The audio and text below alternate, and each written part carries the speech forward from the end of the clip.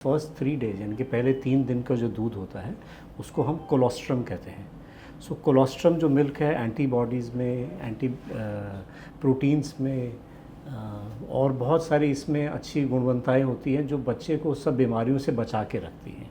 माँ के नहाने से, माँ के बाल गीले होने से, माँ के कुछ खाने पीने से, जैसे आज माँ कहते भी मुझे तो आज बर्गर खाने का मन है, मेरा पिज़्ज़ा खाने का मन है, आज मैं पराठा खाना चाहती हूँ, आज मैं कुछ मसालेदार खाना चाहती हूँ। मदर के इस तरह के खान पान से बेबी को कोई फ़र्क नहीं पड़ता है। अच्छा। जैसे ही बच्चा पैदा होता है, आजकल जो नया टेक्निक आई है जो काफ़ी सालों से हम लोग फॉलो कर रहे हैं कि बच्चे को डिलीवर करवाते ही हम बेबी को मदर के एब्डोमेन के ऊपर रखते हैं। Okay. And we promote breastfeeding as soon as the baby is born, even before the placenta is delivered, even before the cord is clamped, okay. despite cesarean, despite a normal delivery. Okay. Baby का mouth और mother के breast का किस तरह से attachment होगा, okay. जिसको हम कहते हैं एक टेक्निकल टर्म में लैचिंग। सो लैचिंग के अंदर सबसे बड़ा मिथ, जो एक और मिथ आता है, मदर कहती है मेरे निपल्स छोटे हैं ब्रेस्ट के, मेरे निपल्स बड़े हैं, मेरे को ये प्रॉब्लम है। जबकि निपल्स के ऊपर बच्चा अटैचमेंट नहीं करता है।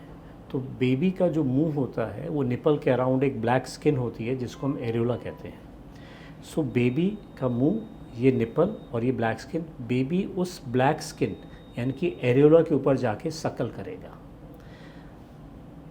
जो हमारे मिल्क की डक्ट्स होती हैं वो सब एरियोला में होती है, निपल में नहीं होता है। ओके। तो अगर बेबी उसके ऊपर सकल कर रहा है तो उसको मिल्क बहुत अच्छे से आएगा। अच्छा। तो ये एक सक्सेसफुल अटैचमेंट या सक्सेसफुल लैचिंग होती है। अगर बेबी सिर्फ निपल सकिंग कर रहा है तो उसको मिल्क नहीं आएगा, मदर के निपल्स में भी प्रॉब्लम आनी शुरू हो जाएगी और बेबी अच्छे से ब्रेस्ट फीड नहीं कर पाएगा। ये एक बहुत बेसिक टर्म होता है लैचिंग। ओके। तो अगर प्रॉपर लैचिंग हो जाएगा हमारा ब्रेस्ट फीडिंग बहुत सक्सेसफुल रहता है। अगर बच्चा टीवी या मोबाइल देखे बिना ना खाए तो क्या करे? देखो, जब स्क्रीन नहीं थी तब भी बच्चे खाना खाते थे, ये बात भी सही है। ठीक है।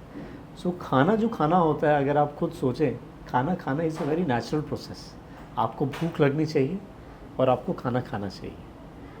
तो आपने खाने को एक एक्सेसिबिलिटी बना दिया है और स्क्रीन को पूरा हाईलाइट करके दे दिया, रिवॉर्ड दे दिया है। अगर हम इस चीज़ को रिवर्स कर दें, हम खाने को एज अ रिवॉर्ड देने लगे और स्क्रीन को एज अ एक्सेसरी देने लगे, तो हम पूरा गेम चेंज कर सकते हैं। बच्चे को क्या खिलाएं कि वो फौलादी बने? Homemade food, homemade traditional food. हर घर का एक ट्रेडिशनल फूड होता है जो काफ़ी जनरेशन से चला आ रहा होता है। अगर आप अपने उस फूड को फॉलो करते रहते हैं, आपका इम्यून सिस्टम बहुत अच्छा डेवलप होता है। बच्चे को एनर्जी सप्लीमेंट्स देना सही है?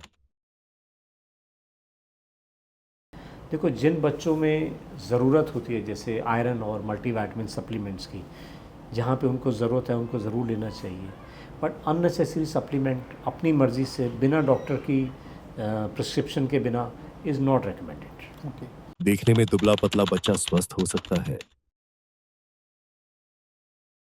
दुबला पतला एक बड़ा वेग चीज़ हो जाती है। दुबला पतला मतलब मैं कहूँगा lean personality is a very good personality. अच्छा। हाँ, बच्चे का हाइट और वेट के हमारे पास चार्ट्स होते हैं, एक ग्राफ होता है जिसके अंदर प्लॉट करते हैं बच्चे का हाइट और वेट। तो एक एवरेज परसेंटाइल लाइंस होती हैं। अगर बच्चा उस लाइंस में आ रहा है, अपने एज के हिसाब से उसका हाइट और वेट ठीक है, तो मुझे नहीं लगता हम उसको मैल नरिश या कुपोषित बच्चा कहेंगे। वो बिल्कुल हेल्दी बच्चा होता है। कुछ बच्चे दिखने में बिल्कुल पतले दुबले होते हैं बट उनका हाइट वेट बहुत अच्छा होता है, तो हम उनको पूरा हेल्दी बच्चा कहेंगे, क्यों नहीं कहेंगे। ओके। बच्चे के घने बाल का क्या फॉर्मूला है? अगेन आपका होममेड फूड्स, स्पेशली जैसे कुछ ड्राई फ्रूट्स जो होते हैं जो बच्चे खाते हैं, इससे हेयर्स की और स्किन की बड़ी अच्छी हेल्थ बहुत अच्छी रहती है। एक मिथ जो है हेयर्स के अराउंड मैं जस्ट बताना चाहूँगा आपको कि स्पेशली जब बच्चा पैदा होता है तो पहले 6 महीने साल तक बच्चे के काफ़ी बाल झड़ जाते हैं। कुछ बच्चे तो बिल्कुल बॉल्ड हो जाते हैं, गंजे हो जाते हैं और पेरेंट्स को लगता है ये बाल वापस आएंगे या नहीं आएंगे, इस चक्कर में 2 या 3 बार एक्स्ट्रा मुंडन करवा लेते हैं बच्चे का। अच्छा। लेकिन ये एक फिजियोलॉजिकल फिनोमेना होता है, इन सब बच्चों के बाल वापस आ जाते हैं। ओके। ठीक है। तो जो बॉल्डनेस की प्रॉब्लम होती है नॉर्मली ये मेल्स में ज़्यादा होती है और ये आफ्टर अ सर्टेन एज, जैसे 20-25 साल के बाद ये प्रॉब्लम्स आनी ज़्यादा शुरू होती हैं। बच्चे के बार बार पेट दर्द का क्या इलाज है? मेनली आपका लाइफस्टाइल, खान पान ठीक करना है, और आपको मैंने बताया भी पहले कि कॉन्स्टिपेशन इज़ सबसे कॉमन रीज़न जो हमको मिलता है बार बार पेट दर्द होने का, माइल्ड सा कॉन्स्टिपेशन होता है। और कॉन्स्टिपेशन का मोस्ट कॉमन रीज़न है आपका हैबिचुअल कॉन्स्टिपेशन। ओके। तो आपकी हैबिट्स, आपका फूड, आपका स्क्रीन टाइम आप ठीक कीजिए, ये प्रॉब्लम आपकी काफ़ी सेटल हो जाएगी। बच्चे के नाक से खून निकलने लगे तो क्या करें? तो इसको हम एपिस्टैक्सिस कहते हैं। ये काफ़ी कॉमन होता है छोटे बच्चों के अंदर। तो हम उनको एक बड़ा सिंपल उपाय बताते हैं कि आपने उस जिस नाक से ब्लड आ रहा है, आपने उसके ऊपर प्रेशर दे के बंद कर देना है और उसको सीधा करके लेटा देना है बच्चे को। आपका blood within half to 1 minute के अंदर अंदर बंद हो जाएगा। अगर आपको लग रहा है कि नहीं, ब्लड बहुत ज़्यादा आ रहा है, इन उपायों के बावजूद भी ब्लड बंद नहीं हो रहा है, तो फिर हमें एक डॉक्टर को कंसल्ट करना चाहिए। बच्चे को कुत्ता, सांप या बंदर काट ले तो क्या करें? एनी एनिमल बाइट, या हम इसको कहें stray animal bite, unprovoked bite पे हम लोग रेबीज़ की वैक्सीन बहुत स्ट्रांगली रेकमेंड करते हैं। ओके। तो मंकी बाइट हुआ, डॉग बाइट हुआ, कैट बाइट हुआ। हमने एक बार टॉर्टोइज बाइट देखा था एक बच्चे को, कि टॉर्टोइज ने उसको बाइट किया था। रैबिट बाइट्स हो गया, माउस बाइट्स हो गया। इन सब में हम लोग एक रेबीज़ वैक्सीन ज़रूर रेकमेंड करते हैं। चूसने से सांप का जहर निकल जाता है। हमें ऐसा बिल्कुल नहीं करना चाहिए। वो स्नेक बाइट के अंदर कहते हैं हम लोग। तो स्नेक बाइट के अंदर हम एक टॉनिके मेथड होता है कि हम जहाँ बाइट करते हैं उसके ऊपर एक स्मॉल टॉनिके बांधते हैं। बट अगेन वो भी एक बड़ी कंट्रोवर्शियल चीज़ है। टॉर्निके मतलब? टॉनिके मतलब एक पट्टी बांध देते हैं, इससे हम ब्लड सप्लाई कम कर सकते हैं। अच्छा। एक बैंड बांध देंगे हम। अच्छा। ये कपड़ा बांध देंगे कि वहाँ की ब्लड सप्लाई कम हो जाए, कि जहर अंदर ना फैले। अच्छा। बट इसके अगेन बड़े कंट्रोवर्शियल व्यूज़ हैं, तो मैं इसके बारे में बहुत डिटेल में नहीं जाऊँगा आपके साथ। बच्चे को डायपर पहनाने का नुकसान होता है। देखो, मैं ये एक सब्जेक्टिव इशू है, डायपर पहनाना नहीं पहनाना। बट मेरा पर्सनल व्यू इसमें यह है कि मैं डायपर को अच्छे से स्ट्रांगली रेकमेंड करता हूँ। करते हैं? यस। ओके। डायपर से क्या है कि एक तो बच्चा गीले में नहीं रहता है, जो भी उसका सुसु या वो यूरिन करता है वो सोख लेता है, और बच्चा गीले में नहीं रहता है। जबकि अगर हम सिंपल एक नैपी बनाते हैं, जो कपड़ा बनाते हैं, और बच्चे ने सुसु कर दिया और 5 से 7 मिनट भी बच्चा गीली नैपी में रह गया है, तो उससे बच्चे के बीमार होने के चांसेस बहुत बढ़ जाते हैं। तो जहाँ पेरेंट्स बड़े इजीली अफोर्ड कर पाते हैं डायपर्स, मुझे लगता है उनको डायपर्स का यूज़ करना चाहिए। ज्यादा कपड़े पहनाने से बच्चे की मौत हो सकती है। अगेन वेरी टफ और बड़ा सब्जेक्टिव क्वेश्चन है ये, कि हाँ, हम कहते हैं अगर इतने सारे कपड़े पहना दिए, आपने हीटर्स भी चला रखे हैं, और बच्चा हाइपरथर्मिया में चला गया, यानी कि उसका टेम्परेचर इतना शूट अप कर गया कि एक पैथोलॉजिकल रेंज में आ गया, एक डेंजर जोन में आ गया, तो शायद हाँ। ओके। बच्चा सिक्का या कोई नुकीली चीज निगल ले तो फौरन क्या करें? देखो, अगर बच्चे ने कुछ खा लिया है और बच्चे का ब्रीदिंग बिल्कुल नॉर्मल है, यानी कि जो भी सिक्का है या कुछ बॉल है या कोई टॉय है, वो उसके खाने के नली के होते हुए पेट के रास्ते से हमारे इंटेस्टाइन्स में जाके अपने आप कुछ टाइम बाद बाहर आ जाता है। अच्छा। इसको हम फॉरेन बॉडी इंजेक्शन कहते हैं। ज़्यादातर फॉरेन बॉडीज़ राउंड एजेस होते हैं, शार्प एजेस नहीं होते हैं, तो हमें कुछ करना नहीं होता है, जो वो अपने आप स्टूल के थ्रू बाहर आ जाती है। कभी कभी कुछ शार्प एज बॉडीज़ होती हैं, या कुछ बहुत बड़ा फॉरेन बॉडी होता है जो जाके खाने के रास्ते में अटक जाता है, उनको हमें एंडोस्कोपी से या कुछ सर्जरी से निकालने की ज़रूरत पड़ती है। बट डेफिनेटली जो आपका सवाल है कि अगर ऐसा कुछ फॉरेन बॉडी इंजेक्शन हो गया है, तो आपको इमीडिएटली हॉस्पिटल में या डॉक्टर के पास जाके उनको कंसल्ट ज़रूर करना चाहिए। क्या ज्यादा एंटीबायोटिक स्लो पॉइजन है? एंटीबायोटिक कभी भी यूज़ करनी हो, आपको अपने डॉक्टर के सुपरविज़न के अंडर ही यूज़ करनी है। आपको एंटीबायोटिक सेल्फ यूसेज बिल्कुल नहीं करना है। एंटीबायोटिक देने का एक तरीका होता है, एक डोसेज होती है, एक ड्यूरेशन होती है, जो कि एक ट्रीटिंग डॉक्टर ही डिसाइड करता है। तो सेल्फ यूसेज ऑफ एंटीबायोटिक को हम स्ट्रांगली मना करते हैं।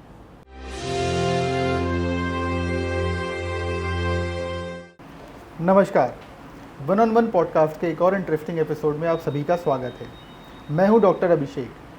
आज जो हमारे साथ गेस्ट हैं वो हम सबकी लाइफ में बहुत ही महत्व रखते हैं। क्यों? क्योंकि वो हमारे बच्चों से जुड़े हैं। आज हमारे साथ गेस्ट हैं डॉक्टर अंकुर सेठी, जो इंडिया के बहुत मशहूर पीडियाट्रिशियन हैं। डॉक्टर सेठी ने अपनी एक्सपर्टीज़ से ना जाने कितने हज़ारों बच्चों का ट्रीटमेंट किया है। उससे भी ज़्यादा ज़रूरी उनके पेरेंट्स के उचित अनुचित तीखे सवालों के भी उन्होंने जवाब दिए हैं। आइए कुछ इंपॉर्टेंट चीज़ें जानेंगे डॉक्टर अंकुर सेठी से। सर, बहुत बहुत स्वागत है आपका। थैंक यू सो मच, बहुत बहुत धन्यवाद। सर, सबसे पहले मैं शुरुआत करूंगा ब्रेस्ट फीडिंग से। ब्रेस्ट फीडिंग में जब आपके पास पेशेंट्स आते हैं, आई एम श्योर पेरेंट्स के कई सारे मिथ्स होते हैं, बहुत सारी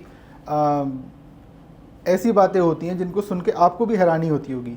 मैं जानना चाहूँगा वो कुछ मज़ेदार बातें जो आपने सुनी हो पेशेंट से।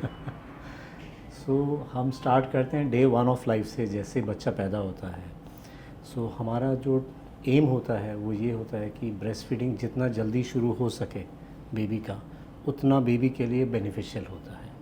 बट ये हमारे लिए एक बड़ा टफ चैलेंज होता है टू कन्विंस मदर कि उनका ब्रेस्ट मिल्क प्रोडक्शन बिल्कुल ठीक है। तो फर्स्ट जो सबसे कॉमन मिथ उनके सामने होता है, वो कहते हैं कि मेरा तो दूध आ ही नहीं रहा है, मेरा दूध ही नहीं बन रहा, मैं बच्चे को क्या पिलाऊंगी। बिल्कुल। हमारा ये होता है कि हम जो मदर को कहते हैं कि मिथ ब्रेकर स्टेटमेंट जो होती है, हमको कहते हैं फर्स्ट 3 डेज यानी कि पहले 3 दिन का जो दूध होता है उसको हम कोलोस्ट्रम कहते हैं। कोलोस्ट्रम जो मिल्क है एंटीबॉडीज़ में, एंटी प्रोटीन्स में और बहुत सारी इसमें अच्छी गुणवत्ताएं होती हैं जो बच्चे को सब बीमारियों से बचा के रखती हैं। तो हम उनसे कहते हैं ठीक है, मिल्क प्रोडक्शन आपका कम है, लेकिन जितना मिल्क आपको आ रहा है वो बच्चे के लिए उचित है और बहुत है, आप ट्राई करो। क्योंकि जितनी जल्दी बच्चा ब्रेस्ट से अटैच हो जाएगा उतना आगे उसका ब्रेस्ट फीडिंग स्ट्रॉन्ग रहता है। बिल्कुल। हम जितना ब्रेस्ट फीडिंग को डिले करते हैं, बच्चे को और मदर को दोनों को एक दूसरे को ब्रेस्ट फीडिंग करवाने में बहुत प्रॉब्लम होती है। ओके सर, अक्सर सुनते हैं कि बोला जाता है अगर माँ को कोई दवाई चल रही है तो दूध नहीं पिलाना चाहिए, माँ के बाल गीले हैं तो उसको दूध नहीं पिलाना चाहिए। या अगर माँ के नहाने से, माँ के बाल गीले होने से, माँ के कुछ खाने पीने से, जैसे आज माँ कहते भी मुझे तो आज बर्गर खाने का मन है, मेरा पिज़्ज़ा खाने का मन है, आज मैं पराठा खाना चाहती हूँ, आज मैं कुछ मसालेदार खाना चाहती हूँ। मदर के इस तरह के खान पान से बेबी को कोई फ़र्क नहीं पड़ता है। अच्छा, ठीक है, ये सिर्फ एक मिथ है। ये सिर्फ एक मिथ है। और हम ऐसे नहीं कहते हैं कि मदर को अनहेल्दी खाना चाहिए। She should be eating healthy food, घर का बना हुआ ताज़ा खाना, कि उनका न्यूट्रिशन अच्छा रहे। सेकेंड मिथ जो आपने कहा कि अगर मदर बीमार है, उसको कुछ प्रॉब्लम चल रही है, दवाइयाँ खा रही हैं, सो एक लिस्ट ऑफ ड्रग्स होती है। ओके। लिस्ट ऑफ ड्रग्स जिनमें हम मना करते हैं माँ को दूध पिलाने के लिए, वो ज़्यादातर एंटी साइकोटिक ड्रग्स होती हैं। यानी कि जो मदर मानसिक रोग से पीड़ित हैं, उनको इस तरह की दवाइयाँ चल रही हैं, या कुछ कैंसर की दवाइयाँ चल रही हैं, या कुछ बड़ी स्पेशलाइज्ड एंटीबायोटिक्स चलती हैं, उसी कंडीशंस में हम लोग ब्रेस्ट मिल्क रोकते हैं। अदरवाइज़ मदर रूटीन ज़ुकाम, खांसी, बुखार की कोई दवाई खाती है, वो बड़े आराम से ब्रेस्ट फीडिंग कर सकती है। आई डोंट थिंक उसमें कोई प्रॉब्लम की बात है।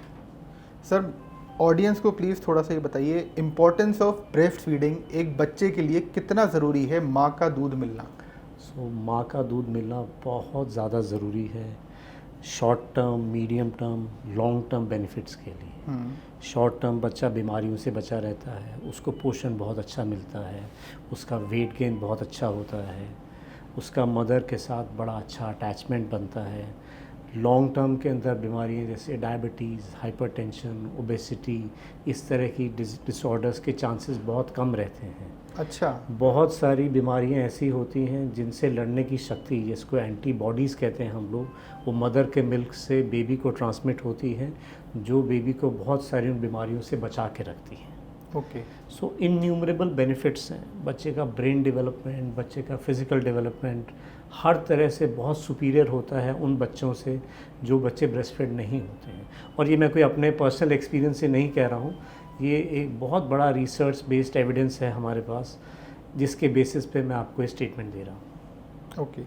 अच्छा सर, जिन मदर्स का बेबी ऑपरेशन से डिलीवर हुआ है, जिसको सिजेरियन बोलते हैं, क्या वो मदर भी तुरंत ऑपरेशन के बाद बच्चे को फीड करा सकती हैं?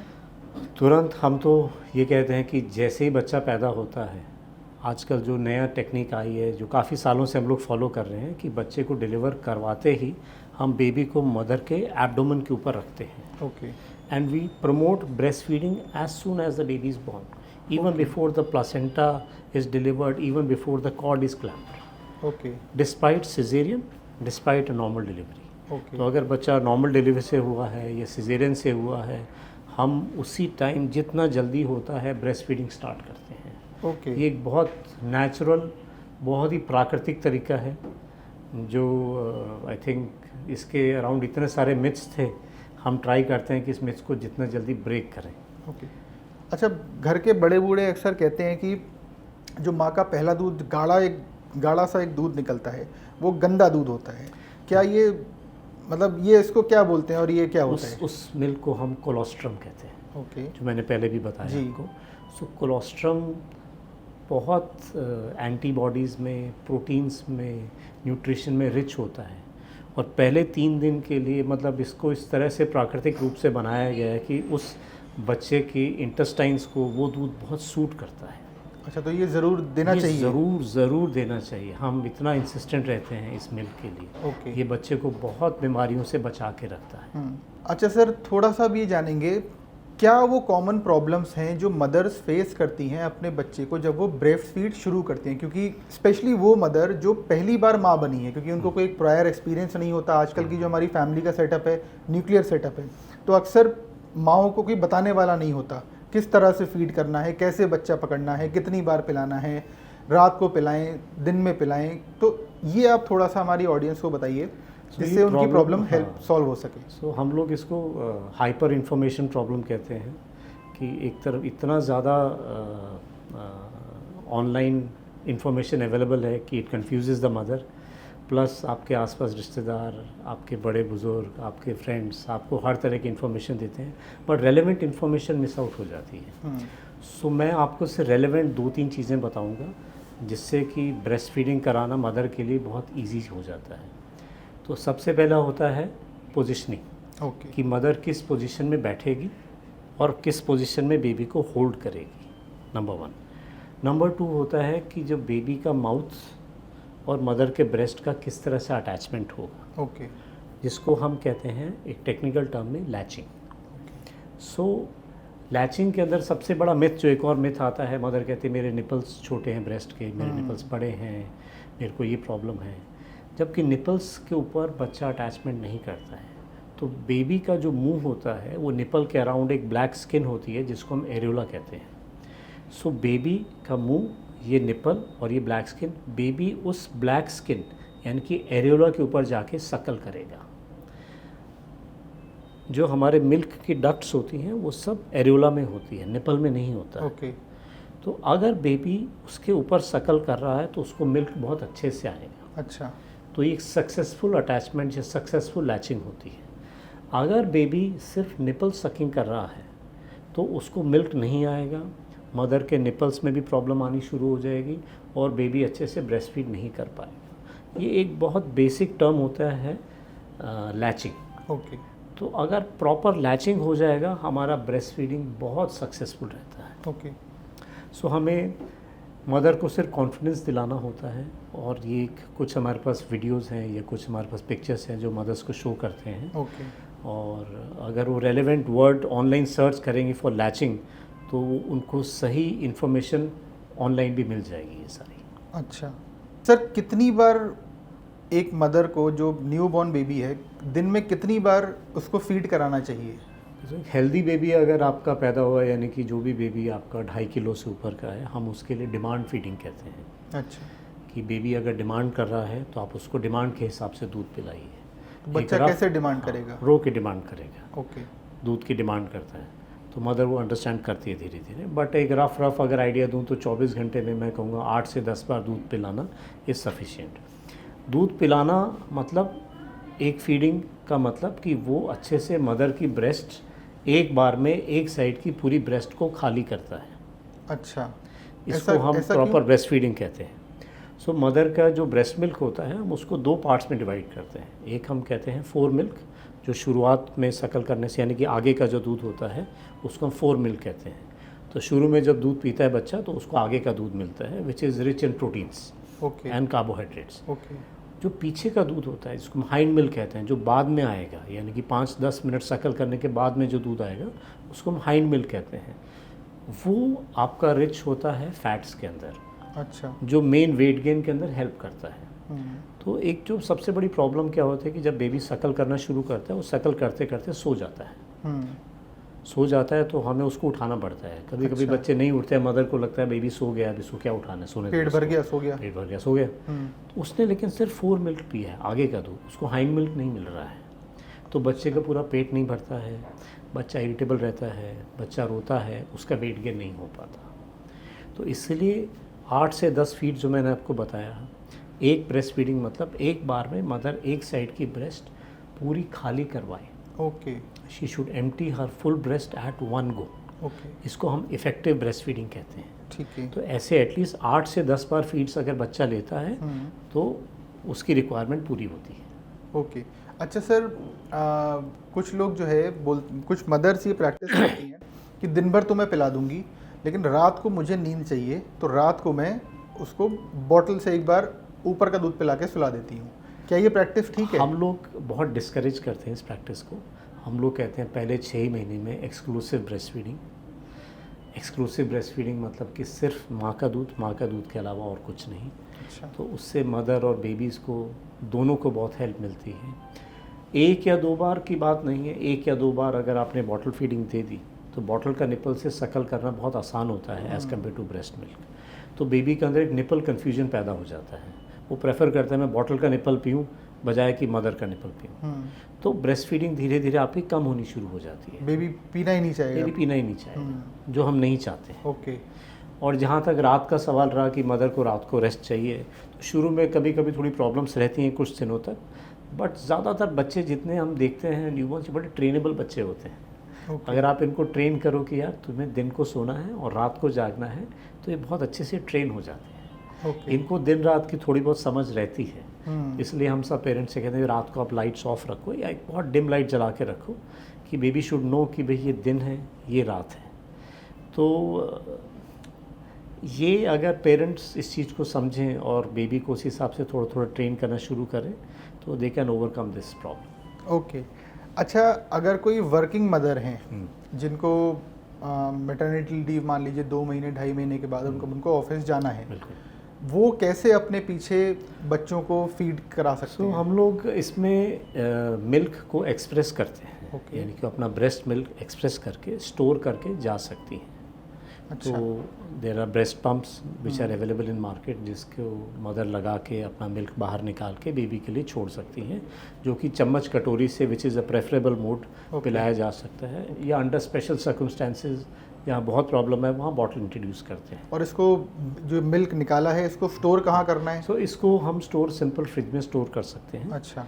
नॉर्मल रूम टेम्परेचर पे भी ब्रेस्ट मिल्क अगर हम छोड़ के जाते हैं, अगर हमारा टेम्परेचर इस 25-26 के आसपास चल रहा है रूम टेम्परेचर, तो 4 से 6 घंटे तक वो ब्रेस्ट मिल्क हम स्टोर कर सकते हैं रूम टेम्परेचर पे भी।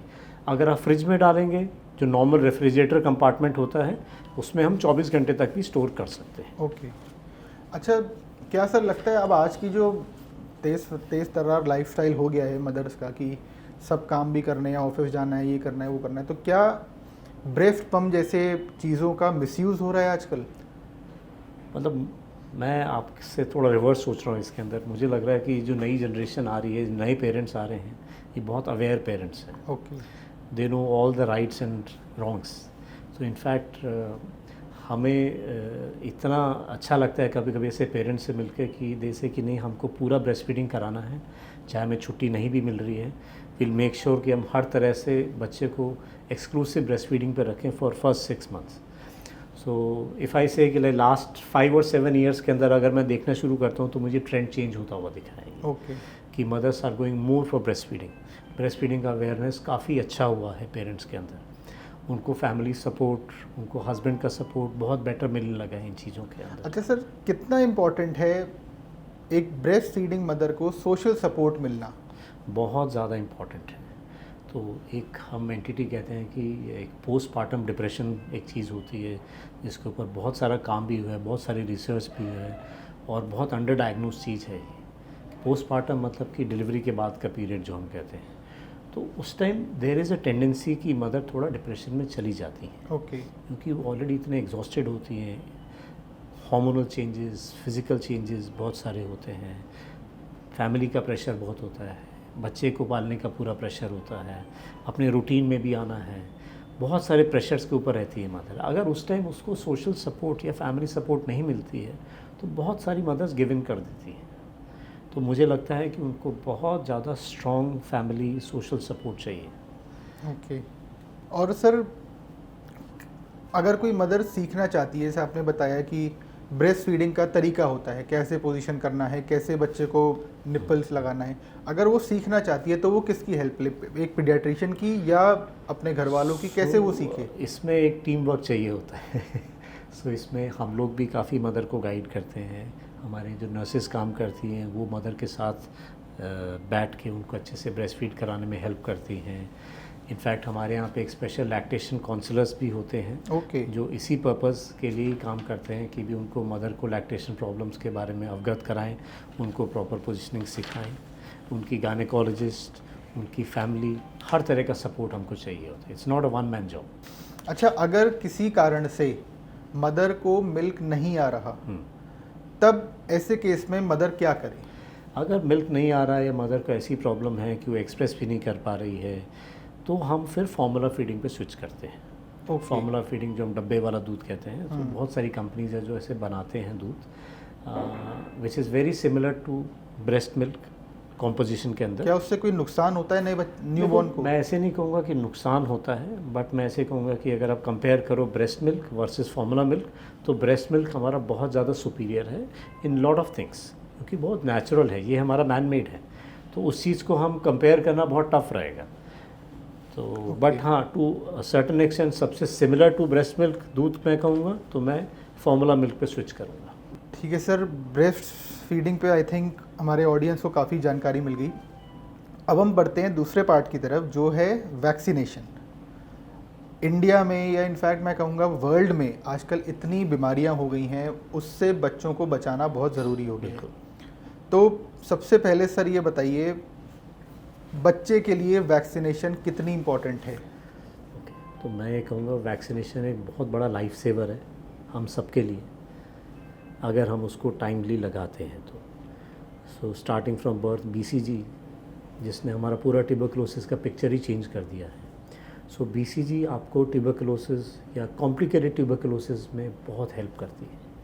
जो TB फैल के आपके दिमाग में, आंतों में या बाकी ऑर्गन्स में फैल सकती है, उसके अगेंस्ट एक छोटा सा BCG का vaccine is very life saving. उसके बाद की जितनी वैक्सीनेशंस हैं, तो मतलब मुझे लगता है शायद ही कोई ऐसी वैक्सीन है जिसको मैं कहूँगा कि उसको मिस आउट करना चाहिए पेशेंट। ओके। क्योंकि हम लोगों ने लास्ट 20-25 सालों से इतनी सारी बीमारियाँ देखी हैं इवॉल्व होते हुए, और वैक्सीन की वजह से वो बीमारियाँ गायब होते हुए भी देखी हैं हमने।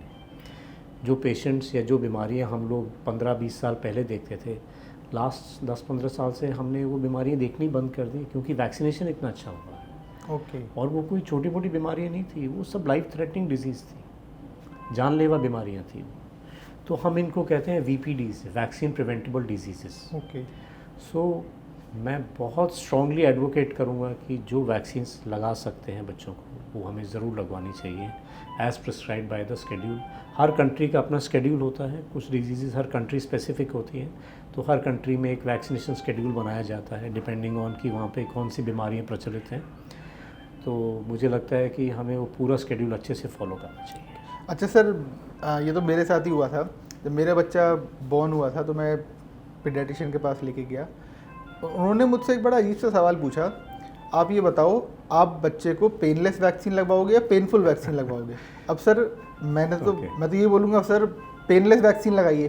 तो ये पेनफुल वैक्सीन लगानी क्यों है? तो ये थोड़ा सा एक मिसनॉमर है, पेनलेस पेनफुल वाला। मिसनॉमर इसलिए कि ये vaccine is only applicable to a DPT vaccine.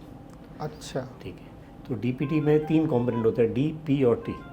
तो P में जो कॉम्पोनेंट होता है पर्ट्यूसिस, इसको हम काली खांसी कहते हैं, वूपिंग कफ कहते हैं, उसका जो वैक्सीन होता है उसमें एक WP आता है और एक स्मॉल AP आता है, यानी कि होल सेल पर्ट्यूसिस और ए सेलुलर पर्ट्यूसिस। तो ए सेलुलर पर्ट्यूसिस में जो पेन और फीवर के चांसेस होते हैं पोस्ट वैक्सीनेशन वो काफ़ी कम होते हैं अच्छा as compare to the wholesale vaccination. अच्छा सो इनिशियली पहले मार्केट में सिर्फ होलसेल वैक्सीन थी, उसके बाद ये सेलुलर वाला वैक्सीन आया, ये पॉपुलर होने लगी, ये लगने लगी, बच्चों के एडवर्स इफेक्ट कम होने लगे। बट जो मिथ है कि भाई कौन सी ज़्यादा इफ़ेक्टिव है, होलसेल या ए सेलुलर, तो मुझे लगता है दोनों इक्वली इफ़ेक्टिव हैं। ओके उनकी एफिकेसी रेंज थोड़ी डिफ़र करती है। अगर मैं आपको रेंज बताऊं तो लाइक डब्ल्यू की जो रेगुलर पेन वाली वैक्सीन है उसकी रेंज इज़ 66 टू 93%, और जो हमारा ए सेलुलर है जिसको पेनलेस हम कहते हैं उसकी is from around like 72 to 89%। Okay so almost similar efficacy है। पूरे यूरोप और यूएस में सब पेनलेस वैक्सीन यूज़ करते हैं। ओके इंडिया के अंदर थोड़ा कॉस्ट का इशू था, तो इसलिए जो हमारे गवर्नमेंट में फ्री ऑफ कॉस्ट वैक्सीनेशन मिलती है उसमें अभी भी हमको रेगुलर वैक्सीनेशन मिलती हैं। बट अब आई थिंक अफोर्डेबिलिटी और वो सब अवेयरनेस बहुत अच्छी हो गई है, कॉस्टिंग भी काफ़ी बेटर हो गई है, so it has become very prevalent this days. अच्छा, एक चीज़ मैंने देखी है, सरकारी अस्पतालों में जो वैक्सीनेशन का चार्ट मिलता है और जो प्राइवेट डॉक्टर्स हैं उनके पास जो वैक्सीनेशन का चार्ट है उसमें बड़ा फ़र्क होता है कि कुछ वैक्सीन किसी में है किसी में नहीं है, तो ये ऐसी डिस्पैरिटी क्यों सो है? ये डिस्पैरिटी इसलिए क्योंकि कुछ वैक्सीन्स गवर्नमेंट को लगता है कि या गवर्नमेंट की पॉलिसीज़ ऐसी होती है कि हम फ्री ऑफ कॉस्ट प्रोवाइड कर सकते हैं। ओके ठीक है, कुछ vaccine government free of cost provide नहीं करती है। ओके ठीक है, तो लोगों को होगा कि भाई ये ऑप्शनल है और ये नॉन ऑप्शनल है। अच्छा मेरे हिसाब से जो बाकी वैक्सीन्स भी हैं, जो पेड वैक्सीन है जिसके लिए आपको खर्च करना पड़ता है, वो भी काफ़ी ज़रूरी वैक्सीन्स होती हैं। हो सकता है उसमें लाइफ थ्रेटनिंग डिजीज़ ना हो, लेकिन ऐसी बीमारियां होती हैं जैसे टाइफाइड हो गया, एक जॉन्डिस हो गया, हेपेटाइटिस ए हो गया जो बाहर खाने पीने से होता है, चिकन पॉक्स हो गया, मम्स हो गया, ठीक है, इन्फ्लुएंज़ा हो गया, मेनिंगोकोकल हो गया। इस तरह की बहुत सारी वैक्सीन्स हैं जो बच्चों को काफ़ी सारी बीमारियों से बचा सकती हैं। ओके सो मैं ऐसे नहीं कहूँगा कि ज़रूरी, ये भी मुझे बहुत ज़रूरी वैक्सीन्स लगती हैं। तो आपके हिसाब से जितनी वैक्सीन हो सकती हैं सब लगवानी मुझे लगता है कि जो मैंडेटरी वैक्सीन्स हैं वो लगनी चाहिए। कुछ ऑप्शनल वैक्सीन्स होती हैं जो स्पेशल कंडीशंस में हम लोग लगाते हैं, यानी कुछ बच्चे जिनकी इम्यूनिटी बहुत लो होती है या कई बच्चों को कुछ बीमारियाँ होती हैं जैसे थैलेसीमिया होता है, किडनी डिसऑर्डर्स होता है, डायबिटीज़ होती है, उनके लिए कुछ वैक्सीन्स होती हैं जो ज़रूरी होती हैं जो बाकी बच्चों में उतनी ज़रूरी नहीं होती हैं। अच्छा ओके। अच्छा, कई बार देखा गया है जिस जगह पे वैक्सीन लगाई जाती है वहाँ पे गांठ रह जाती है। अब उस गांठ वैक्सीन की वजह से है या लगाने के तरीके में गलती है, या ये इसका क्या करना है इसके आई लिए? थिंक कभी कभी पोस्ट डीपीटी वैक्सीन लगने के बाद जो हम यहाँ थाई पे लगाते हैं, जो होलसेल वैक्सीन होती है जो हम कहते हैं, तो उसके बाद थोड़ा सा गांठ रहता है जो कुछ दिनों तक रहती है और जो अपने आप ठीक हो जाती है। ओके तो मुझे नहीं लगता है कि उसके लिए हमको बहुत परेशान होना चाहिए। ओके। अच्छा सर, अब थोड़ी सी बात करते हैं, जो बच्चे अब 6 महीने के होने वाले हैं या हो गए हैं, आपने कहा 6 महीने तक बच्चे को माँ का दूध देना है, बिल्कुल। कब बच्चे को ऊपर का खाना शुरू करना है और कैसे शुरू करना है? ओके, सो 6 महीने के बाद बच्चे को अकेले माँ का दूध पूरा पर्याप्त नहीं होता है, तो अच्छा। हमें ऊपर का खाना शुरू करना पड़ता है। ऊपर के खाने के अंदर हम लोग स्टार्ट करते हैं लिक्विड डाइट से शुरू के अंदर, कि जो बच्चा इजीली सॉलो कर सके। तो लिक्विड डाइट में हम लोग कहते हैं भाई क्लियर सूप्स हो गए, वेजिटेबल प्योरीज हो गई, फ्रूट प्योरीज हो गई, पतली दाल हो गई, ठीक है, बिल्कुल पतला दलिया हो गया। एक हम लोग का फेवरेट है इंडियंस का, दाल का पानी। दाल का पानी ये कुछ फ़ायदेमंद होता भी काफ़ी है? लोग कहते हैं कि दाल का पानी फ़ायदेमंद तो होता है, बट मैं कहता हूँ दाल के पानी से अच्छा है कि अगर आप सेम दाल को 2 सीटी एक्स्ट्रा लगा लें, वो दाल पूरी गल जाए और उसको आप पिलाएं तो it will be more beneficial. वो ऑलमोस्ट दाल का पानी जैसा होता है और उससे दाल के पीसेस भी रहते हैं जो बेटर न्यूट्रिशन, ज़्यादा न्यूट्रिशन जाएगा। ओके। अच्छा, कब तक हमें माँ का दूध पिलाना चाहिए? अब 6 महीने पे आपने शुरू कर दिया खाना, लेकिन अब हमें माँ का दूध बंद कब करना है? माँ का दूध कंटिन्यू रखते हैं हम लोग कहते हैं भी जब तक बच्चा 2 साल का नहीं हो जाता है आप माँ का दूध पिलाओ, ठीक है, काफ़ी हेल्प करता है। लेकिन कई बार मदर्स ऐसी होती हैं जिनको वर्किंग में जाना होता है या जिनको ऐसे लगता है कि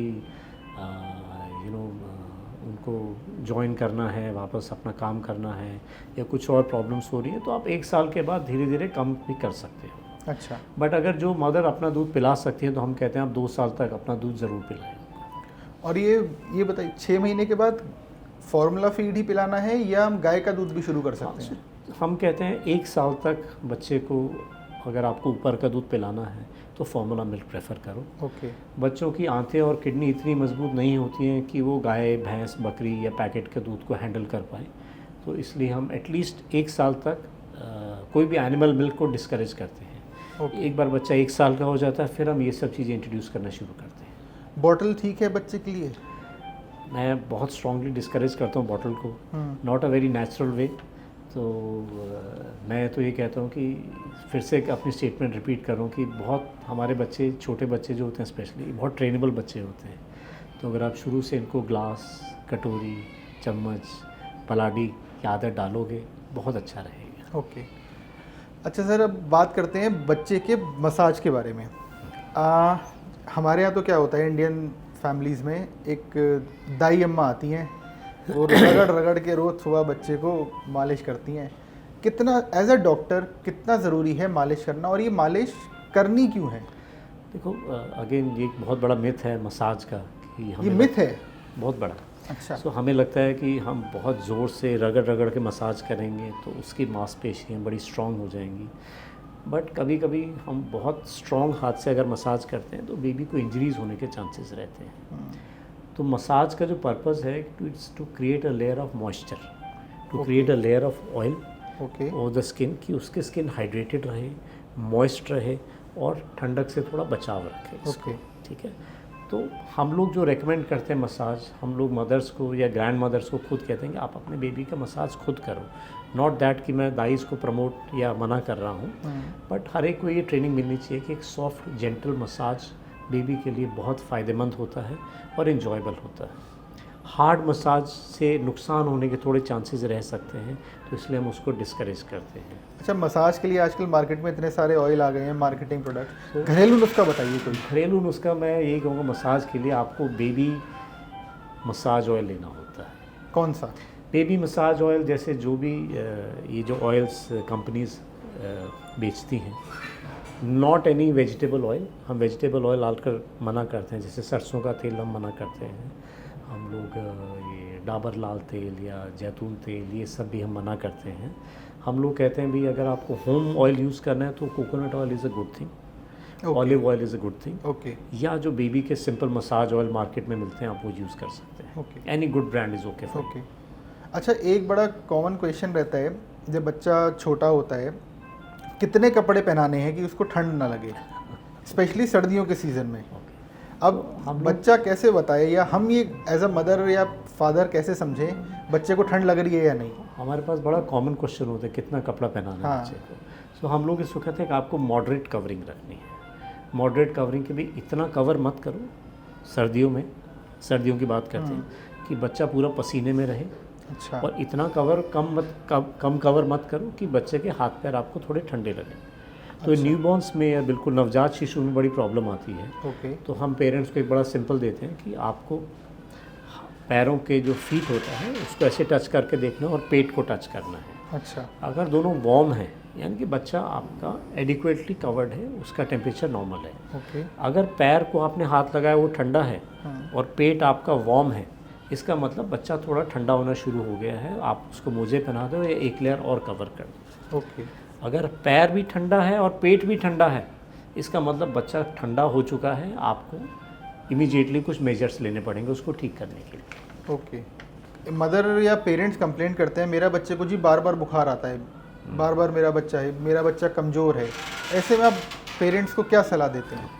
सो ये प्रॉब्लम जो आप कह रहे हैं ये हम फेस करते हैं जब बच्चा 1-1.5 साल के बाद 1-1.5 साल का हो जाता है या वो जल्दी स्कूल जाना शुरू करता है। तो पेरेंट्स को लगता है यार हमारा बच्चा पहले तो बिल्कुल ठीक रहता था, बढ़िया था, बीमार भी नहीं पड़ा, हम डॉक्टर के पास भी नहीं जाते थे। अब जब से स्कूल जाना शुरू किया है हमें हर 15 दिन 1 महीने में डॉक्टर के पास जाना पड़ता है। बुखार आ रहा है, खांसी ठीक नहीं हो रही है बच्चे की, बहुत प्रॉब्लम्स हैं। सो एक तो ये होता है कि जब बच्चा आउटडोर एक्सपोजर लेना शुरू करता है या स्कूल जाना शुरू करता है तो थोड़ा बीमार पड़ने के चांसेस उसके बढ़ जाते हैं। अच्छा। पहले 5 साल तक उसका इम्यून सिस्टम थोड़ा इमेच्योर होता है, तो एज़ कम्पेयर टू एडल्ट उसको बीमार पड़ने के चांसेस थोड़े ज़्यादा होते हैं। बट जैसे जैसे बेबी की एज बढ़ती रहती है, यानी कि 5 साल के आसपास आता है, तो उसका इम्यून सिस्टम ठीक ठाक मैच्योर कर जाता है और ये प्रॉब्लम अपने आप ठीक हो जाती है। क्या ऐसा कर सकते हैं पेरेंट्स या बच्चे को, क्या प्रिकॉशन दे सकते हैं जिससे वो बार बार बीमार ना पड़े? बहुत बेसिक प्रिकॉशंस हैं। सबसे इम्पॉर्टेंट प्रिकॉशन आपका हैंड हाइजीन। तो गुड हैंड वॉशिंग प्रैक्टिस आपको बड़ा इम्पॉर्टेंट है करवाना बच्चे को, कि उसके हाथ की सफाई मेंटेन रहे, वहाँ से कोई गंदगी उसको मुंह में न जाए, इन्फेक्शंस के चांसेस कम रहें। एक बेसिक जनरल हाइजीन की भी डेली नहाना, अपनी सफाई मेंटेन रखना, प्लस मोस्ट इम्पॉर्टेंट जो है होममेड ट्रेडिशनल फूड सबसे इम्पॉर्टेंट रोल प्ले करता है। अच्छा। तो एक बड़ा कल्प्रिट जो हम लोग मानते हैं वो जंक फूड को मानते हैं, प्रिजर्वेटिव्स को मानते हैं, बाहर के खान पान को मानते हैं। अब ट्रेंड ऐसा हो गया कि बाहर खाना खाने का ट्रेंड इतना ज़्यादा हो गया है, पिज़्ज़ा बर्गर्स इन सब का ट्रेंड इतना ज़्यादा हो गया है, तो इन सब फूड्स को एज अ मतलब वो दिया जाता है, क्या कहते हैं उस टर्म को, रिवॉर्ड फूड दिया जाता है। कि आप अगर ये करोगे तो हम आपको एक चॉकलेट देंगे, आप ये करोगे तो आज आपको पिज़्ज़ा खिलाएंगे, बर्गर खिलाएंगे। तो इस रिवॉर्ड फूड के चक्कर में बच्चे को ये फूड बड़ा अच्छा लगने लगता है। तो होममेड ट्रेडिशनल फूड आपका इम्यून सिस्टम बहुत अच्छा डेवलप करता है। ओके। और ये जंक फूड्स, प्रिजर्वेटिव्स वाले food, sugars, high density sugars जैसे जूसेस में होता है, कोल्ड ड्रिंक्स में होता है, ये आपकी इम्यूनिटी को बहुत सप्रेस करते हैं, लो करते हैं, आपको बीमारियों की तरफ और ससेप्टेबल बनाते हैं। ओके। अच्छा, शुगर और चॉकलेट से मैं पूछना चाहूँगा, बच्चों में ओबेसिटी बढ़ती जा रही है, मतलब वर्ल्ड में देख लीजिए, इनफैक्ट इंडिया में देख लीजिए, तो क्या इसका मुख्य कारण शुगर और ये सप्लीमेंट्स हैं? दोनों चीज़ें हैं, शुगर्स हैं, जंक फूड है, स्क्रीन टाइम है आपका। स्क्रीन टाइम कैसे? अगर आप बच्चे का आउटडोर एक्टिविटी नहीं रहेगी, बच्चा सारा दिन स्क्रीन पे ग्लूड है, सारा दिन स्क्रीन पे बैठा है, गेम्स खेल रहा है, वीडियोस देख रहा है, उसका एक्टिविटी नहीं रहेगा और जंक फूड कंजप्शन बढ़ जाएगा, ऑटोमेटिकली ओबेसिटी बढ़ जाएगी। And it is not only obesity, हम लोग इतनी सारी प्रॉब्लम्स बच्चों में देखते हैं। सेकंड कॉमन प्रॉब्लम जो हम देखते हैं because of screen is constipation. अच्छा। बच्चा स्क्रीन के चक्कर में उस पॉटी को रोक के रखेगा अपनी, वो वॉशरूम नहीं जाएगा, उसको लगेगा मेरा टाइम वेस्ट हो जाएगा अगर मैं वहाँ जाऊँगा तो। सो उसको हैबिचुअल कॉन्स्टिपेशन डेवलप हो जाती है। ओके। वो अपना यूरिन को होल्ड करके रखेगा, उसको लगेगा if I go to the washroom मेरा टाइम वेस्ट होगा, मैं अपना वीडियो ख़त्म कर लूँ, मैं गेम ख़त्म कर लूँ, which will lead to the development of urinary tract infections. But sir, screen time तो आजकल पेरेंट्स के लिए ज़रूरी हो गया है, क्योंकि नहीं तो पेरेंट मतलब मेरा भी बच्चा जब बचपन में खाना नहीं खाता था तो उसको स्क्रीन दिखाते थे, स्क्रीन देखता रहता था, खाना खाता रहता था, हम खुश हो जाते थे। अगेन आपने उसके लिए एक रिवॉर्ड थेरेपी रखा है, स्क्रीन को आपने एज ए रिवॉर्ड दिया उसको, तो उसके लिए स्क्रीन बड़ा फैसिनेटिंग चीज़ है। तो क्या करें? देखो इसमें तो मैं ज़्यादा ब्लेम पेरेंट्स पे डालूंगा, उनको पहले अपना लाइफस्टाइल चेंज करना पड़ेगा। They have to set an example. So बच्चे हमेशा अपने पेरेंट्स को फॉलो करते हैं, नोइंगली और अननोइंगली। सो अगर पेरेंट्स सारा दिन स्क्रीन पे हैं तो बच्चा भी सारा दिन स्क्रीन पे ही रहेगा, नोइंगली और अननोइंगली। सो अगर आप उसको हेल्दी हैबिट्स डेवलप कराते शुरू से कि भाई आपने बुक्स पढ़नी है, आपने गेम्स खेलने हैं, आपने बाहर फिजिकल एक्टिविटीज़ करनी है, क्योंकि हम भी कर रहे हैं, हम भी बुक रीड कर रहे हैं घर आके, हम लोग भी ऐसा कर रहे हैं। बट इस चीज़ को बैलेंस आउट करना बहुत टफ होता है, क्योंकि काफ़ी लोगों का काम, स्पेशली आईटी सेक्टर का काम, सब स्क्रीन पे रहता है, वर्क फ्रॉम होम चल रहा है। सो हमारे पास बड़ी रिकमेंडेशंस हैं स्क्रीन टाइम के लिए कि 5 साल तक के बच्चे को हम लोग जो रिकमेंडेड स्क्रीन टाइम है that is half an hour, 30 minutes. 5 half an hour 24 घंटे 24 घंटे। और 5 साल के ऊपर के जो बच्चे हैं इनके ऊपर मैक्सिमम 1 आवर का टाइम है रिकमेंडेड स्क्रीन टाइम। अब ये रिकमेंडेशन कोई हम लोग अपनी मनमर्जी से नहीं बनाते हैं, एक रिसर्च बेस्ड एविडेंस होता है, प्रॉपर रिसर्च होती है, इसमें देखा जाता है कि इससे ज़्यादा स्क्रीन टाइम यूज़ होता है तो उसके अपने एडवर्स इफ़ेक्ट्स होते हैं। तो स्क्रीन टाइम, कॉन्स्टिपेशन जैसा आपने पूछा आपने, तो स्क्रीन के चक्कर में बच्चा अपना वीडियो देखता रहेगा, वो अपना स्टूल होल्ड करके रखेगा, वो वॉशरूम नहीं जाएगा, वो कहेगा मैं ये अपना गेम पूरा कर लूँ, मैं वीडियो पूरा ख़त्म कर लूँ, ठीक है, मेरा टाइम वेस्ट हो जाएगा मैं वहाँ जाऊँगा तो this leads to the development of habitual constipation. जो मोस्ट कॉमन रीज़न है कॉन्स्टिपेशन का बच्चों के अंदर। ओके।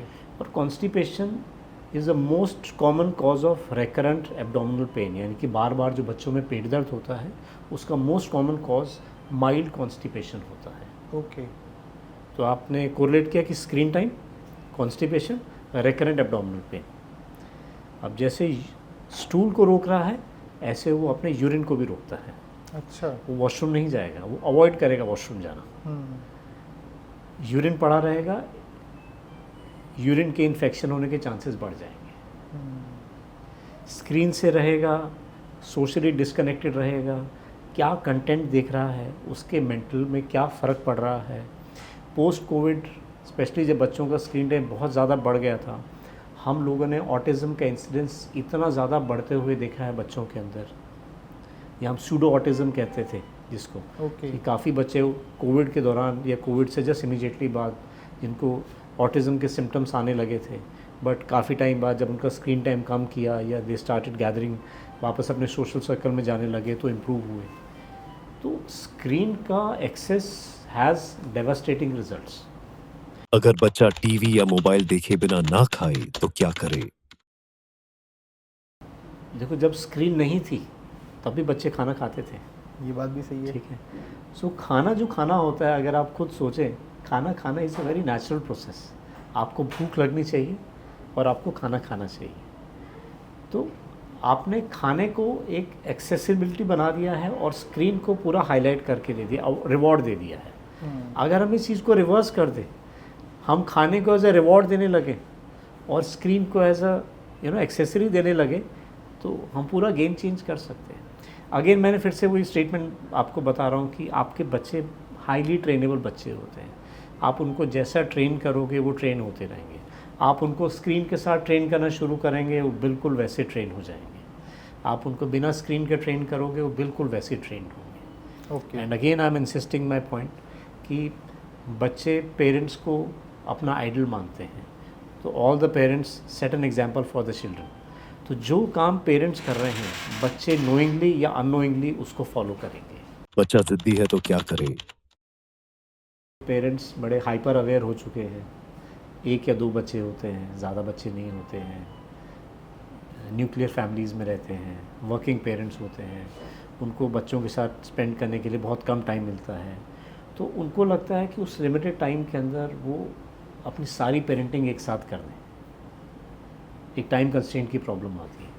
तो हाइपर पेरेंटिंग जिसको हम कहते हैं, तो बच्चे को कहेंगे अच्छा तुझे ये चाहिए, हम ये भी ला के देंगे, तुझे ये ला के देंगे, तू ज़िद कर ले, हम तेरी सब ज़िद पूरी करेंगे।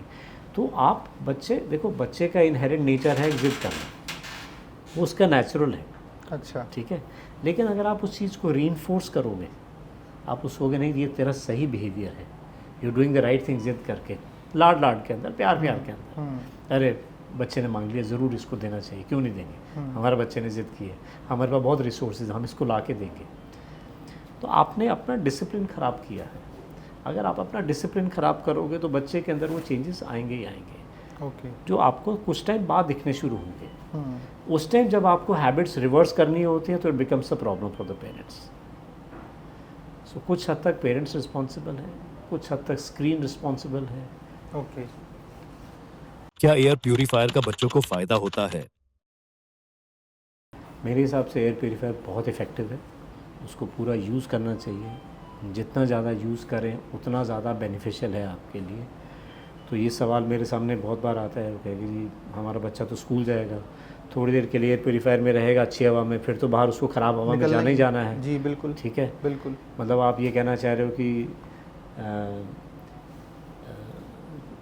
से कि मुझे ऐसा लगता है कि अगर वो कुछ टाइम भी साफ़ हवा में रह सके तो उस बच्चे के लिए बहुत बेनिफिशियल है। 8 घंटे, 10 घंटे, 12 घंटे अगर उसके रूम में एयर प्यूरीफायर चल रहा है और वो साफ़ हवा में सांस ले पा रहा है तो उसके लंग्स को एक रिलीफ मिल जाएगा। अगर वो 24 घंटे ही उस ख़राब हवा में रहेगा तो ज़्यादा नुकसान है। आप खुद लॉजिकली सोचिए, एक आदमी जो 24 घंटे ख़राब हवा में रह रहे हैं और एक आदमी जो 12 घंटे ख़राब हवा में रह रहा है, किसको ज़्यादा नुकसान होगा? सही बात है। It is a very logical thing. Okay. तो इसलिए मुझे लगता है जो लोग अफोर्ड कर सकते हैं, यूज़ कर सकते हैं, वो एयर प्यूरीफायर को खूब अच्छे से यूज़ करें, स्पेशली इन दी सीज़न। तो it will very very beneficial. Okay. अगर बच्चे को बार बार खांसी आ रही है तो क्या करें? होममेड रेमेडीज़, शहद, तुलसी, अदरक, हल्दी बहुत अच्छा है। अगर आपको लग रहा है खांसी की ज़रूरत से ज़्यादा हो रही है तो डेफिनेटली आप अपने डॉक्टर को कंसल्ट करें। बच्चे को हर थोड़े दिन में जुकाम होते रहना क्या चिंता की बात है? हल्का फुल्का रनिंग नोज़ के लिए हमें ज़्यादा कुछ नहीं करते। यही आपको शहद, तुलसी, अदरक, हल्दी बहुत अच्छा बेनिफिशियल होममेड रेमेडीज़ हैं। अगर आपको लग रहा है रनिंग नोज़ इतना ज़्यादा है कि उसकी नींद हैम्पर कर रहा है, परेशान कर रहा है, उसका लाइफस्टाइल हैम्पर कर रहा है, तो डेफ़िनेटली आपको डॉक्टर से कंसल्ट करके मेडिकेशन लेनी होती है। बच्चे को क्या खिलाएं कि वो फौलादी बने?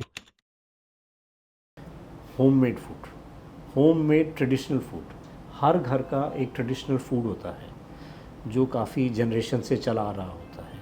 अगर आप अपने उस फूड को फॉलो करते रहते हैं, आपका इम्यून सिस्टम बहुत अच्छा डेवलप होता है। बच्चे को क्या खिलाना खतरनाक हो सकता है? जंक फूड्स, एक्सेसिव शुगर्स, बहुत तला हुआ खाना, बहुत ज़्यादा ऑयली खाना, बहुत हाई फ्लेम में पका हुआ खाना, जहाँ तक अवॉइड कर सको आपको ज़रूर करना चाहिए। बच्चे को एनर्जी सप्लीमेंट्स देना सही है? देखो, जिन बच्चों में ज़रूरत होती है जैसे आयरन और मल्टीविटामिन सप्लीमेंट्स की, जहाँ पे उनको ज़रूरत है उनको ज़रूर लेना चाहिए। बट अननेसेसरी सप्लीमेंट अपनी मर्ज़ी से बिना डॉक्टर की प्रिस्क्रिप्शन के बिना इज़ नॉट रिकमेंडेड। ओके। बच्चे की लंबाई बढ़ाने के क्या उपाय हैं? न्यूट्रिशन और आपके घर का एनवायरनमेंट सबसे अच्छा उपाय है लंबाई बढ़ाने के लिए। लंबाई हमारी जेनेटिकली डिफाइंड होती है अच्छा। कि हम जब पैदा होते हैं हमारा ऑलरेडी डिफाइंड होता है जीन्स के अंदर कि आपकी हाइट इतनी होने वाली है, एक रेंज डिफाइंड होती है। ओके। अगर आप उसको एक अच्छा एनवायरनमेंट देते हैं, अच्छा खान पान देते हैं, अच्छा माहौल देते हैं, सो बच्चा उसकी अपर रेंज को अचीव कर लेता है। अच्छा। अगर उसको ख़राब माहौल मिल रहा है, ख़राब खाना मिल रहा है, ख़राब प्रॉब्लम्स फेस कर रहा है बच्चा, बहुत ज़्यादा बीमार होता है, तो वो उसकी लोअर रेंज या थोड़ा सा उससे कम अचीव कर पाता है। ओके। देखने में दुबला पतला बच्चा स्वस्थ हो सकता है? दुबला पतला एक बड़ा वेग चीज़ हो जाती है। दुबला पतला मतलब मैं कहूँगा lean personality is a very good personality. अच्छा। हाँ, बच्चे का हाइट और वेट के हमारे पास चार्ट्स होते हैं, एक ग्राफ होता है जिसके अंदर प्लॉट करते हैं बच्चे का हाइट और वेट, तो एक एवरेज परसेंटाइल लाइंस होती हैं। अगर बच्चा उस लाइंस में आ रहा है अपने एज के हिसाब से, उसका हाइट और वेट ठीक है, तो मुझे नहीं लगता हम उसको मैल नरिश या कुपोषित बच्चा कहेंगे। वो बिल्कुल हेल्दी बच्चा होता है। कुछ बच्चे दिखने में बिल्कुल पतले दुबले होते हैं बट उनका हाइट वेट बहुत अच्छा होता है, तो हम उनको पूरा हेल्दी बच्चा कहेंगे, क्यों नहीं कहेंगे। ओके। बच्चे के घने बाल का क्या फॉर्मूला है? अगेन आपका होममेड फूड्स, स्पेशली जैसे कुछ ड्राई फ्रूट्स जो होते हैं जो बच्चे खाते हैं, इससे हेयर्स की और स्किन की बड़ी अच्छी हेल्थ बहुत अच्छी रहती है। एक मिथ जो है हेयर्स के अराउंड मैं जस्ट बताना चाहूँगा आपको कि स्पेशली जब बच्चा पैदा होता है तो पहले 6 महीने साल तक बच्चे के काफ़ी बाल झड़ जाते हैं। कुछ कुछ बच्चे तो बिल्कुल बॉल्ड हो जाते हैं, गंजे हो जाते हैं, और पेरेंट्स को लगता है ये बाल वापस आएंगे या नहीं आएंगे, इस चक्कर में 2 या 3 बार एक्स्ट्रा मुंडन करवा लेते हैं बच्चे का। अच्छा। लेकिन ये एक फिजियोलॉजिकल फिनोमेना होता है, इन सब बच्चों के बाल वापस आ जाते हैं। ओके। ठीक है। तो जो बॉल्डनेस की प्रॉब्लम होती है नॉर्मली ये मेल्स में ज़्यादा होती है, और ये आफ्टर अ सर्टेन एज जैसे 20-25 साल के बाद ये प्रॉब्लम्स आनी ज़्यादा शुरू होती हैं। बच्चे के बार बार पेट दर्द का क्या इलाज है?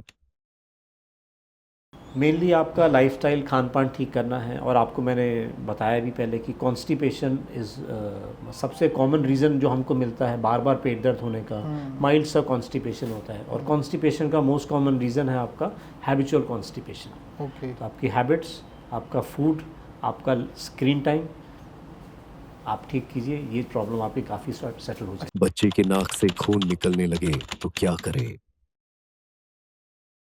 तो इसको हम एपिस्टैक्सिस कहते हैं, ये काफ़ी कॉमन होता है छोटे बच्चों के अंदर। तो हम उनको एक बड़ा सिंपल उपाय बताते हैं कि आपने उस जिस नाक से ब्लड आ रहा है आपने उसके ऊपर प्रेशर दे के बंद कर देना है और उसको सीधा करके लेटा देना है बच्चे को। आपका blood within half to 1 minute के अंदर अंदर बंद हो जाएगा। अगर आपको लग रहा है कि नहीं ब्लड बहुत ज़्यादा आ रहा है, इन उपायों के बावजूद भी ब्लड बंद नहीं हो रहा है, तो फिर हमें एक डॉक्टर को कंसल्ट करना चाहिए। बच्चे को कुत्ता, सांप या बंदर काट ले तो क्या करें? एनी एनिमल बाइट, या हम इसको कहें stray animal bite, unprovoked bite पे हम लोग रेबीज़ की वैक्सीन बहुत स्ट्रांगली रेकमेंड करते हैं। ओके। तो मंकी बाइट हुआ, डॉग बाइट हुआ, कैट बाइट हुआ, हमने एक बार टॉर्टोइज बाइट देखा था एक बच्चे को कि टॉर्टोइज ने उसको बाइट किया था, रैबिट बाइट्स हो गया, माउस बाइट्स हो गया, इन सब में हम लोग एक रेबीज़ वैक्सीन ज़रूर रेकमेंड करते हैं। चूसने से सांप का जहर निकल जाता है। हमें ऐसा बिल्कुल नहीं करना चाहिए, वो स्नेक बाइट के अंदर कहते हैं हम लोग। तो स्नेक बाइट के अंदर हम एक टॉनिके मेथड होता है कि हम जहाँ बाइट करते हैं उसके ऊपर एक स्मॉल टॉनिके बांधते हैं, बट अगेन वो भी एक बड़ी कंट्रोवर्शियल चीज़ है। टॉर्निके मतलब? टॉनिके मतलब एक पट्टी बांध देते हैं जिससे कि हम ब्लड सप्लाई कम कर सकते हैं। अच्छा। एक बैंड बांध देंगे हम, अच्छा। ये कपड़ा बांध देंगे कि वहाँ की ब्लड सप्लाई कम हो जाए कि जहर अंदर ना फैले। अच्छा। बट इसके अगेन बड़े कंट्रोवर्शियल व्यूज़ हैं, तो मैं इसके बारे में बहुत डिटेल में नहीं जाऊँगा आपके साथ। बच्चे को डायपर पहनाने का नुकसान होता है।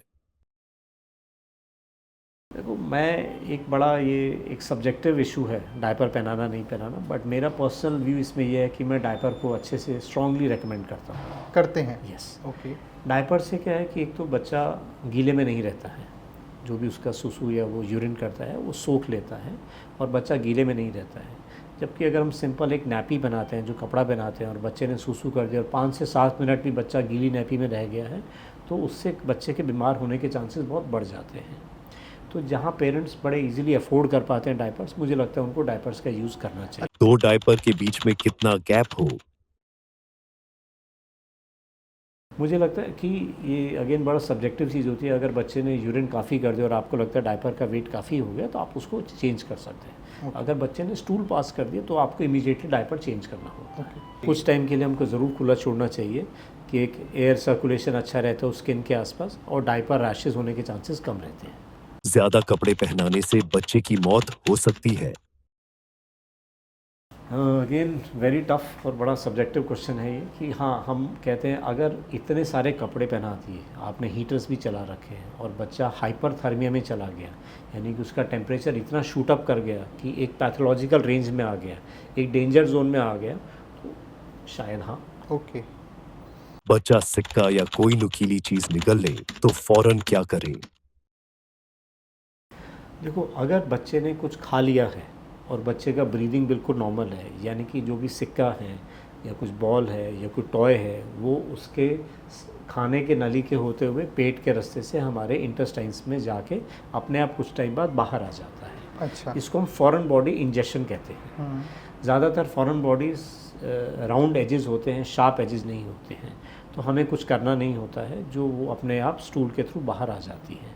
कभी कभी कुछ शार्प एज बॉडीज़ होती हैं या कुछ बहुत बड़ा फॉरेन बॉडी होता है जो जाके खाने के रास्ते में अटक जाता है, उनको हमें एंडोस्कोपी से या कुछ सर्जरी से निकालने की ज़रूरत पड़ती है। बट डेफिनेटली जो आपका सवाल है कि अगर ऐसा कुछ फॉरेन बॉडी इंजेक्शन हो गया है तो आपको इमीडिएटली हॉस्पिटल में या डॉक्टर के पास जाके उनको कंसल्ट ज़रूर करना चाहिए। बच्चे के सिर में चोट लग जाए तो घर पर तुरंत क्या करें?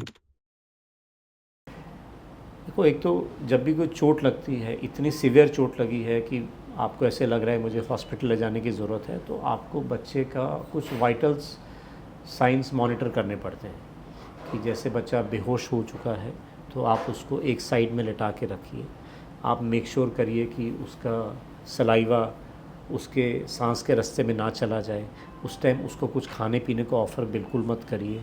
आप कोशिश ये करिए कि उसकी जो गर्दन है वो पूरी स्टेबलाइज्ड रहे, क्योंकि कभी कभी हेड इंजरीज़ के अंदर हमारे ये सर्वाइकल की हड्डी जो होती है इसका फ्रैक्चर हो जाता है।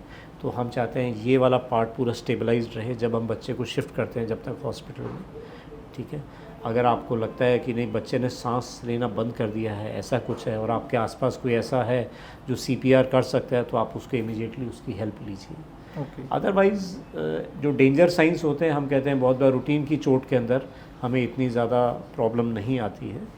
आपको लगता है कुछ चोट लगी और आप हॉस्पिटल किसी कारणवश नहीं जा पाए हैं, सर पे चोट लगी है और बाद में बच्चे को उल्टियाँ होनी शुरू हो गई है, बच्चे का होश भी थोड़ा ख़राब हो गया, तो ये एक डेंजर साइन होता है, तो आपको इमीडिएटली हॉस्पिटल रश करना चाहिए। सिर में चोट का क्या बाद में भी असर होता है? कुछ टाइम बाद भी प्रॉब्लम्स आनी शुरू होती हैं। अगर बच्चा थोड़ी देर के लिए भी बेहोश हुआ है तो आपको इमीडिएटली हॉस्पिटल जाके डॉक्टर का ओपिनियन ज़रूर लेना है। ओके। मिट्टी खाने से बच्चों को कैसे रोकें? तो मिट्टी खाने के फिनोमेना को हम एक टेक्निकल टर्म यूज़ करते हैं, इसको बोलते हैं पाइका। पाइका मीन्स पवर्ट एपेटाइट, की ऊट पटांग चीज़ें खाना, मिट्टी खाना, सीमेंट खाना, कागज़ खाना, पेंसिल खाना, रबड़ खा लेना, ये सब चीज़ें होती हैं। मोस्ट कॉमन रीज़न इसका होता है आयरन डेफिशिएंसी एनीमिया।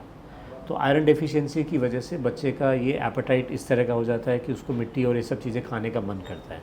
तो अगर हम आयरन सप्लीमेंट दे देते हैं बच्चों में तो उनका मिट्टी खाने की क्रेविंग काफ़ी कम हो जाती है। ओके। क्या ज्यादा एंटीबायोटिक स्लो पॉइजन है? एंटीबायोटिक कभी भी यूज़ करनी हो आपको अपने डॉक्टर के सुपरविज़न के अंडर ही यूज़ करनी है। आपको एंटीबायोटिक सेल्फ यूसेज बिल्कुल नहीं करना है। एंटीबायोटिक देने का एक तरीका होता है, एक डोसेज होती है, एक ड्यूरेशन होती है, जो कि एक ट्रीटिंग डॉक्टर ही डिसाइड करता है। तो सेल्फ यूसेज ऑफ एंटीबायोटिक को हम स्ट्रांगली मना करते हैं।